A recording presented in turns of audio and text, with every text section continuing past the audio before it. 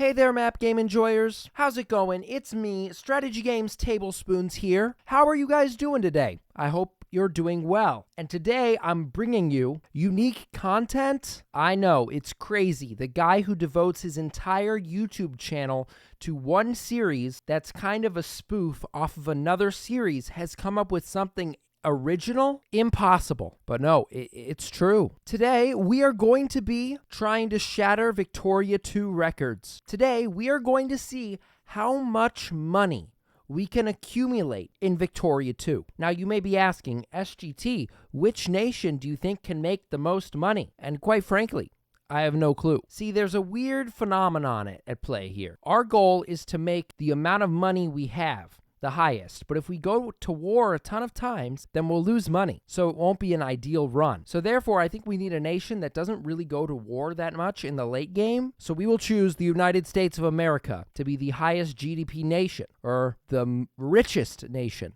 in Victoria 2. So plain and simple, our goal is to make this total funds number as high as we possibly can. We just wanted to say like $1 billion. Our current cash reserve is $1 billion. That's the goal. Let's do it. All right, first things first. I do think we'll have to fund the school, because if we don't fund the schools, then we won't be able to take great techs that will make us a lot of money, like business bank. Business banks definitely add to society and don't just suck out money. I'm going to start the game with the medicine focus so we can grow our population and collect those sweet, sweet tax dollars from everyone.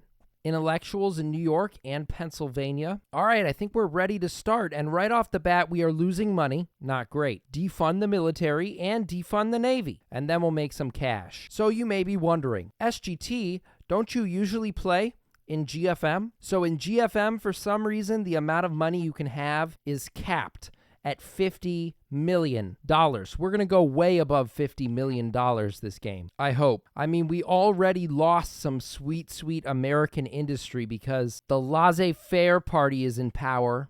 And because it's America, we can't pick a better political party. Crimea River. So we've made about $40,000 in about a year and a half. So, we could be doing better. We're still slightly above the current U.S. national average, so that's good. Except in this case, it was the entire country making that much money, and not one person. We need our factories and railroads to work, don't we? Don't we, free trade and laissez-faire political party? Now, usually I'd start hitting the literacy or maybe the military hard at this point, but we're just going to do economic tech all day, make the factories profitable. All right, so the U.S., known for having a certain divide in the country at the beginning of the game, this is probably one of the major reasons why the U.S. isn't a great candidate to get the most money, because they do have to go to war at the beginning of the game. The good part is, afterwards, they can stay out of all of the messes that happen in Europe and just be passive the entire game. But first, we do have to beat Mexico and turn around and beat the Confederates. So that will be interesting. But we can do these nice events, or actually probably not so nice events, that reduce our consciousness. You know what? We do not need to do the Trail of Tears. Like, the decision is available, but I'm just going to choose to ignore it. But we will do the Kansas-Nebraska Act, because why not? It doesn't eliminate any pops from the map. And trust me, we will need all of the pops we can get to make those sweet, sweet greenbacks, baby. Money, money, money, money, money. Yeah, that's the money song. It's a banger. All right, so now we're at $300,000. This is slow going. So we are going to go to war with Mexico for our land back. We are going to build a military. Get some troops, yeah? Yeah, we will restrict child labor in an attempt to get more pops from the rest of the world. That could decrease our profits, but more pops equals more profit 95% of the time, so that's good. Okay, so it's been 6 years. I think that, we could have potentially been doing better at this point, but I don't know how. So I'm going to challenge every single one of you to load up some save in this mod, which is HPM. This is the mod that the challenge will be in. In HPM, find out the biggest number at the end of the game in 1936 that you can possibly accumulate. No cheats, nothing like that. Take a screenshot, post it in my Discord. If you can beat me, I will be extremely proud of you. The link to my Discord, where these will go, is in the description of this video. Good hunting, guys, and I hope I win. No shame about it. I think that I'm going to be on top because of my extreme Victoria 2 ability. Also, any country is fair game, not just America. America had to go with my gut. Had to go with my home country. We don't want to go to war with the UK, so we will settle for less territory in Maine. That's fine. Now in Washington, we're going to need this event to fire as well. Keep being friends with the UK. Okay, so now, big economic decision. We're going to fund the military and declare war on Mexico. This is going to run us out of money that we desperately need for the challenge, but we'll make it back, I think. Basically, we're going to do Manifest Destiny, which demands territory from Mexico. We will not extend slavery to Texas. And then Mexico refused, which is bad because now I actually have to spend my money. We'll go to war with Mexico for this territory. Let's go. Send in the troops. The very, very expensive troop. All right, we beat Mexico in what was a quick war, which is good. We'll take all of this territory, keep everything we've gained. That gives us our usual southern border. I would take more, but I don't want to have any territory that other countries have cores on. Because if I have that, then people can declare war on me, which is bad, because then I have to pay. But we will sign the Treaty of Guadalupe Hidalgo, which costs $100,000, money that I will get back. Expensive, though. And there we go. We win 1846 compromise. Sure. No, I gave Mexico territory. What in the world? That's not what I wanted, but I can buy it back eventually, so that's good. Back to the industry tech, and back to no taxes, and back to no military funding, and also no administration funding. There will be crime, but we will tax it, and it will be profitable. I think to make money, it's probably best to turn all of these colonies into states, never extend slavery. We do not want the Civil War to be any bigger than it is. We're going to make everything a state we can except for Nevada. Why Nevada, you may ask? Because Nevada has a ton of steel or iron, but because it's so underpopulated, the RGOs are bad. But if we make it our only colony, people will immigrate there in masses, and then we can get serious cash off that iron, which is good. Everything else, though, I don't really care about that much. Like, it would be nice for some of these states to get a little bit more population, but is Iowa really ever going to make money? No. We'll recognize Liberia's independence because I don't want to pay for them. So now we're moving into the second phase of the game, which is Civil War preparation. We're going to fund the military spending. Why? Well, because we need Yankee soldiers to win the Civil War. Right now, pretty much every soldier we have is Dixie. Like this entire army, only Dixie. And all the Dixie soldiers will join the South. Everybody else will join the North. So we need more Yankee soldiers. Here we go. We're getting a ton of immigrants now. Awesome. So now we are going to delete our entire military and build it back better. Joe Biden style. Only Yankee infantry. We can't build 2 full armies, but we're about to get like 1 and change. And they're all going to meet up in Georgia, which symbolizes how we are going to march south next year. We can also decrease the taxes on the upper class in the hopes that they will fund all of these projects that I can't fund because we're laissez-faire. Yep, I was right. Decreasing that tax is letting us chew through these construction projects. Now time for one of the best decisions in the game, the Iron Rain, which gives us a ton of money in iron across the board. Man, we desperately need a political party that will let us tax. So we will put the Republicans in power. I should have done this earlier, I think, but what are you going to do? Okay, are we going to get the succession? I built up this whole military, so it would be kind of a shame if they were just chilling here in Maryland for no reason. Oh, here it is. A threat from the South. You know, that's a pretty big confederacy. We will see where it's going and remain the Union. All of our troops are still ours. Line them up on the border. Fund the military. Tax the wealthy. Let's do this thing. We're going to negotiate with the British, and we've signed the Oregon Treaty, which gives us Seattle. Now we can have grunge. I'm a creep. I'm a weirdo. You know? grunge. Take Virginia in the first week. Robert E. Lee can kiss my butt. Keep making those greenbacks. Robert E. Lee encircled and defeated in Richmond. This is going to be easy. Never mind, he is in Mississippi. You want to sign the Homestead Act? Because I certainly do. I think actually we'll wait until after the war for this. There we go. Get destroyed, Robert E. Lee. You suck. Go away.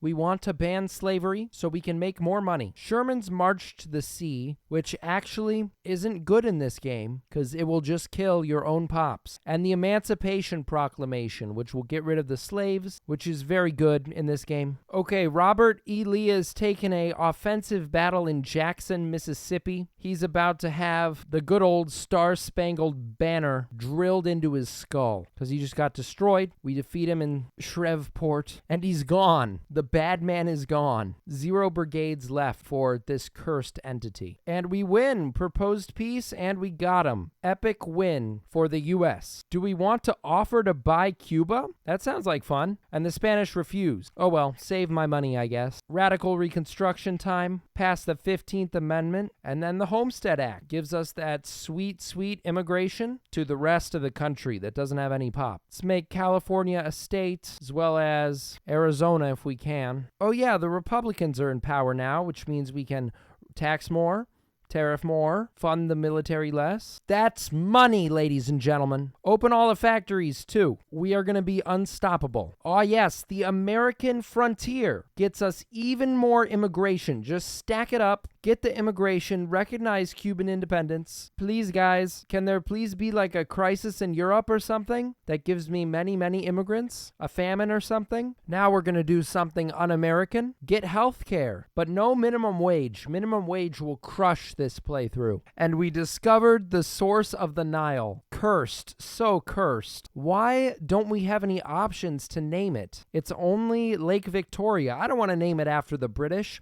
Should be Lake Washington, gosh darn it. Now, the end of Reconstruction is here. We just want as many accepted cultures as possible. This one's the best. It gives us Dixie and Afro-American. Awesome. More healthcare, baby. Huh. People are mad. I'm just building stuff now. Upgrading factories. Making that money. We got the Eiffel Tower. More immigrants. Stop trying to rise up, socialists. You are getting in the way of me making money. I now have to pay the military. What a crime. Not the rebelling, the having to pay the military part. So it's interesting. I don't know how many subsidies I actually want to pay. So we're going to defund everything, I guess. Fund the railroads, though. Baseball. That sounds like a good way to make money. We're just going to close all the factories that are out of business and then let the capitalists rebuild them. The ones that are profitable, we upgrade. Just kind of bad because none of the factories in like Kentucky are profitable. Try again next time, capitalists. Make something people actually need. We will... Oh man, this is a big decision. Is Alaska worth $100,000? Let me know in the comment section. I don't know. I'd buy a state for $100,000. Why not? Welcome to the Union. We can also purchase this land I accidentally gave up. That's $50,000 more dollars. I've been a fool. This run is nowhere near ideal. I can't really decide if it's cheaper to make a minimum wage or to just keep the military on and have them take out all these rebels. Because the minimum wage basically makes half these factories unproductive, and then I have to pay subsidies. I'm already paying way too much in subsidies. I mean, this part of the game, you want to see me put down all these rebellions? Because I can show it to you. It hurts as much as it sounds like it would hurt. At this point, I'm just putting big stacks of troops in every major population center, so when they rise up, they get cut down. My main problem right now is that every factory that uses wood is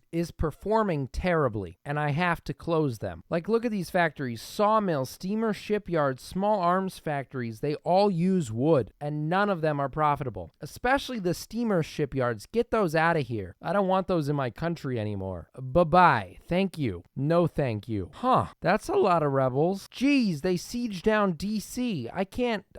Gotta give them something, so I guess we'll give them child labor. I don't want to give them minimum wage. I guess we need military tech to stop our own rebels in our country. Shoot, the socialists came to power. Gosh darn it, what a disaster. We are now state capitalist, which, that could be good. Also, we're not making as much money as we did, which is bad. And the Republicans are back in power. Bye-bye socialists. All right, so it's 1885. We are at about 40 million. I think we could have done a lot better, but, we can do another attempt at some point. Not tonight.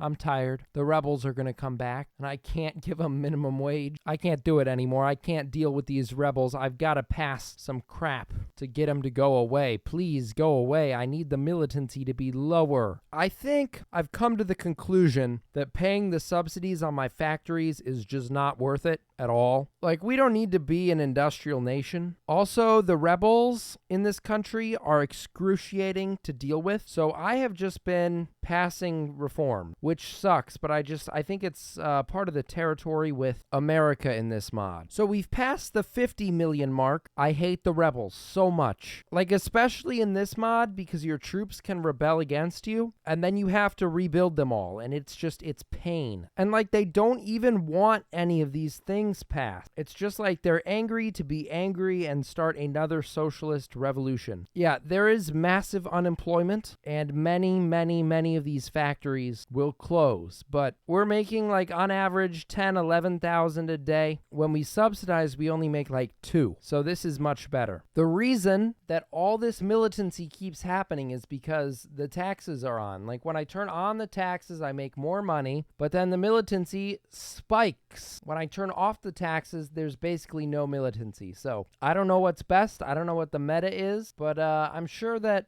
we'll figure that out if we ever do this challenge again. Annex Hawaii. Yeah, we'll take advantage of those tourism dollars. I hate militant socialists. This is why I play GFM, because the rebels are a little bit more bearable. Why are none of our factories profitable? That's just not cool. Well, the extremely passive America game has resulted in a pretty typical rest of the world. Like, there's not much unique here. I mean, Italy owns Savoy. France has had a bad game. Austria got destroyed. Russia had a ton of revolutions. We are about to pass the 250 million mark, which will be good. Why are none of my factories actually profitable? Like, there are a lot of them, but most of them are just money pit. Dude, I know I did not run this ideally, because had I run it ideally, all of these factories would be profitable. So clearly my high score, you could call it, of 322 million right now can be beaten by any player that actually microed his factories. We have completed all of the research, mostly because I was bored and I didn't really have anything else to do except click all the researches. Like, I will never, ever use this naval tech. One final push to grab as much cash as possible. Okay, that brings us to the end of the game, January 1st, 1936. And we did it. We did well. In 100 years, we generated 366.93 million pounds, which, not a bad amount of money. Could we have done better? Yes, probably. But this was kind of my test to see how far I could take the challenge while just winging it. So now here's the thing. For this to be a challenge, I have to challenge you guys to beat my score. 366 million. You should be able to beat it. You can play any country. So like China could probably beat it pretty easily, I think. You could also play like Germany and then just demand a ton of reparations from your neighbors. That could potentially be a strategy that could pay off. If I play the US again, I will micro the factories so they don't do this, because this is kind of pathetic. Anyways, I'd like to thank you all for watching this video. If you think this is a good idea, please click the like button and subscribe to the channel. If I get beat by one of you guys, I'll probably make another attempt at this. Anyways, you can either put your score in the comment section or in my Discord. Both of those things will be either in the description or in the comment section. Thank you all so much, and I will see you in the next episode of Victoria 2. Why are there 845,000 people in this one state in Kazakhstan? I don't want to know. SGT out.